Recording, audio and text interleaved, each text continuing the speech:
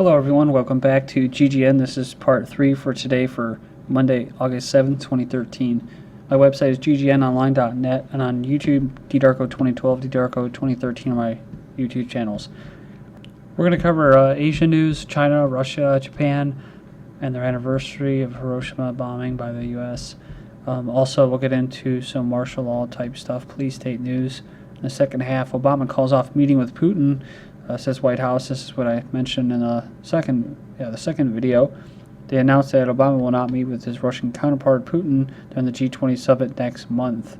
It says we'll still work with Russia on issues where we can find common ground, but it is the unanimous view of the president and his national security team that a summit did not make sense in the current environment. I guess it's after Russia granted asylum to National Security Agency whistleblower Edward Snowden.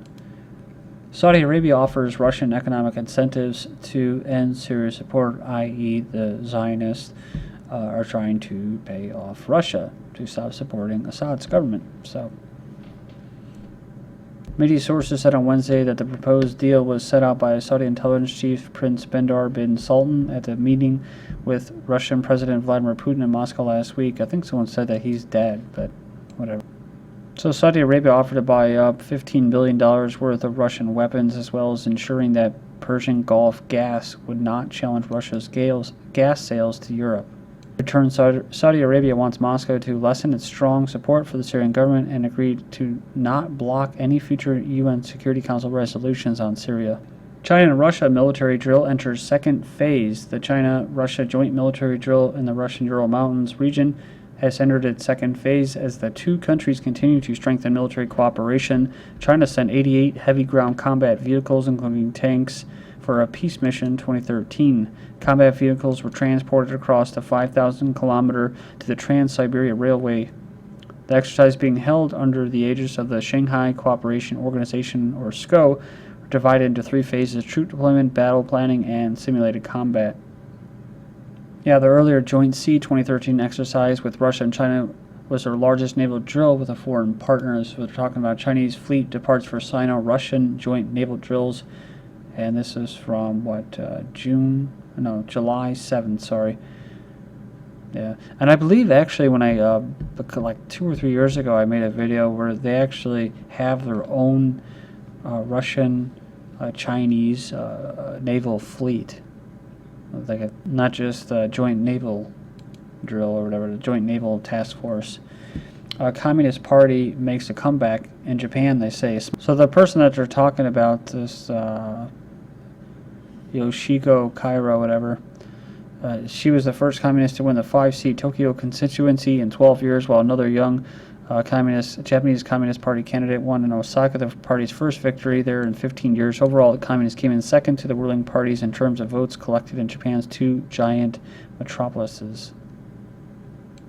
So, Deputy Prime Minister caused, some controversy in some quarters this week when he appeared to suggest during a speech to a conservative think tank that the current controversy around the Constitution could have been avoided if Japan had changed it in secret, as was done in Nazi Germany, saying that when he was a kid, there was a lot of books in his house about pictures of war and atomic bombing. He used to worry that planes flying overhead might be carrying bombs. Said one day my mother told me that Japan can't have wars anymore because of the Constitution. I thought I was lucky to be born in this country, but now the Abe government wants to change the Constitution so that Japan can start wars again. So you have to remember, prior to the Japanese, basically prior to World War II and the Japanese bombing of Pearl Harbor, the United States and the Roosevelt administration actually had 100% full control over the Japanese economy. So it was about sovereignty. And after that, they were completely subjugated to the West. Just being over there, you can see, I was in the Marine base there, the air base, and the Japanese, all they do, the only planes that they had were these stupid search and rescue planes that just fly around all day. And that's it. And we're sitting there with, F-18 fighter jets, doing missions and flying and training and stuff like that. And there was protests. There was, every time I went there, there was protests outside the 6-month deployments, and that there was protests right outside the base. So people didn't really want us there, and the Japanese government likes the U.S. government there because it's a buffer against China. But basically, they're completely subjugated to the West and to the United States, much like Germany with the unconditional surrender. And that means a lot, unconditional surrender. What it means is that the United States and the Allies were willing to kill civilians, systematically target civilians and kill them in a war of attrition as much as they possibly could until they just basically capitulated and they would have no conditions at all to surrender. That's what it meant. And I remember seeing this video about the samurai in that documentary, and it was basically saying that after World War II, basically all the Japanese, you see them walking around with their, basically they all look like Americans with the business suits and the women and stuff, and they were losing their culture. And although they were having, this influx of money in that from Western capitalism and quote democracy, they felt empty inside. Japanese Navy unveils big warship on Hiroshima atomic bombing anniversary. So Japan unveiled its biggest warship since World War II on Tuesday, 1.2 billion helicopter carrier aimed at defending territorial claims, drawing criticisms from regional rival China, which accused its neighbor of constant military expansion. So the ceremony showcased the vessel came as Abe's conservative government, which took office last December, considers ditching the nation's pacifist constitution and beefing up the military. They expect to go into service in 2015. Lastly, it says well-funded and well-equipped military is referred to as the self-defense forces and barred from taking any aggressive action. Any move to beef up the military would require constitutional change. A possible overhaul of the Constitution imposed on Japan by the United States and its allies after World War II has stirred strong emotions among Japan's allies. That's why it's self-defense forces. It kind of makes you laugh. It's funny too because they say that Tokyo's never come to terms with its militaristic past, including the brutal 1910 to 1945 occupation of the Korean Peninsula. It's funny too because South Korea is basically occupied by the United States. It's a proxy government down there. The Japanese Times, or Japan Times, U.S. fretting over Japan's desire to militarily strike enemy bases. They've expressed concern about Japan's desire to acquire the ability to attack enemy bases and an overhaul of its defense policies pursued by Prime Minister. It also, I've mentioned this before, it could be the U.S. Using this government in Japan to basically keep China in check. Japan wants U.S. choppers grounded after crash. So, remains found near crash site. Japan is calling on Washington to stop flying its helicopters in the wake of yesterday's crash in Okinawa. It says we've asked the U.S. not to fly the same aircraft until they find out the cause of the accident and take preventative steps, says Defense Minister. 200 Okinawa locals protested outside the U.S. Marine Corps Fatima Air Station, saying that the U.S. military aircraft crashes can occur at any time. The military bases should be removed.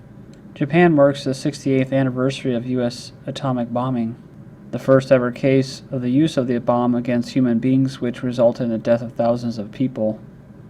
One commenter said the USA is the only country that used weapons of mass destruction twice, not to forget the firebombing of Dresden, which, with the help of the British Air Force in February 1945, that cost the lives of 150,000 defenseless German civilians, the only true Holocaust of World War II. Hiroshima and Nagasaki and the big historical lie. Says his perceived wisdom throughout the Western world, especially in America, that the dropping of the bombs was necessary to end the war with Japan. It's printed throughout textbooks in the post-World War. The understanding is that had these targets not been struck, the war would have waged on indefinitely with the potential untold American soldier and Japanese civilian deaths. Important to take a step back and view the catastrophic event not through a prism of propaganda myths, but instead through the lens of historical scrutiny. The mayor of Hiroshima refers to the weapons as the ultimate inhumane weapon and absolute evil. So they say that Japan would have never surrendered, but it goes on here and talks about that by the summer of 1945 the position was hopeless and numerous attempts to surrender had already been made. Brigadier General Clark stated, "We brought them down to abject surrender through the accelerated sinking of their merchant marine and hunger alone, and when we did not need to do it, and we knew we didn't need to do it, and they knew that we didn't need to do it, we used them as an experiment for 2 atomic bombs." Then you have Truman, of course, who said that thousands of lives would be saved. he knew before this Potsdam Conference, which began in July 1945, that the Japanese were making overtures to surrender, the only condition being the retention of the emperor. But Truman was determined to test the new bombs. In the words of General MacArthur, the war might have ended weeks earlier, he said, if the United States had agreed, as it later did anyway, to the retention of the institution of the emperor. In the event, the U.S. agreed to the terms of the Japanese surrender anyways, but not until they had tested their new weapons and caused deaths of hundreds of thousands of innocent civilians. Just like Germany, right? Admiral Leahy, the president's chief of staff, said the use of the barbarous weapon at Hiroshima and Nagasaki was of no material assistance in our war against Japan. They had already been defeated and ready to surrender. It was reiterated by Fleet Admiral Chester Nimitz, who said the Japanese had in fact already sued for peace. The atomic bomb played no divisive part from a purely military standpoint in the defeat of Japan. They also say another reason was Russia's entry into the Japanese war was a divisive factor in speeding its end. So, and there would have been, and it would have been, so even if no atomic bombs had been dropped.